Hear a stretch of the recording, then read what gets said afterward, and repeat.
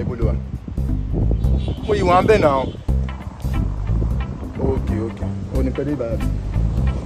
Mo ń dúró díẹ̀. Okay, má pẹ́ jù.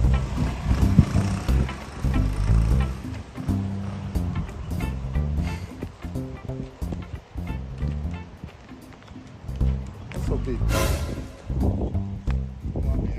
You touch me? As in, ó pè mí mi ò dé lóhùn ó tún fọwọ́ kàn mí ṣó wà right? Mo kí bí a kíkan ẹ̀ fẹ́ déwájú ni, wájú náà mo ń lọ. O fẹ́ assist mi déwájú. With what? With your back? O fẹ́ pọ́n mi sẹ́yìn àbò fẹ́ gbé mi léjìká? No, I don't understand. Wọ́n máa kí kọ́ra mọ́ ẹ ara ń kan mí o. Ara ń kan mí gan gidi o. Tó yẹ kí n fún ẹ lówó ọ̀kadà òun fọwọ́ kàn mí. Olúwo ẹ̀ tó obìnrin idiot. Rubbish. Olóòrùn. Get out.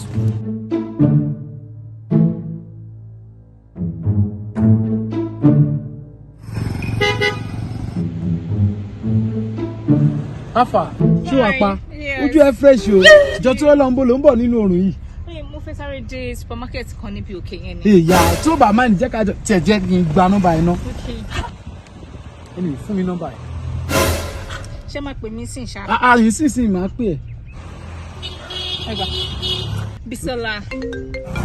Ìṣákì! Ká mi ti bọ́sà.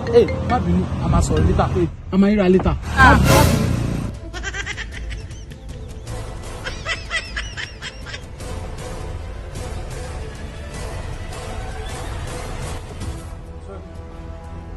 More than 3 hours. Kò sí dá mi dúró sí ìgbà yìí. Hello. So, ẹ̀gbọ́n mi lọ fọ mọ́tò. Wọ́n fi ń bọ́ mi sọ̀rọ̀ ń bẹ̀ àbí? No, it's okay. Where's my car key? I say, where's my car key? Ó wà ní mọ́tò. Okay. Sáà má bínú mo rò bí ajọ́ ń lọ ni. Hi. What happened? You call me the only time. Photo. Hello.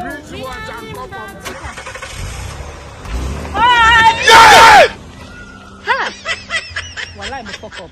Oníkálukú ló ní ìṣòro títí ẹ̀. Bọ́lá lórí burúkú ni yín. Àbí?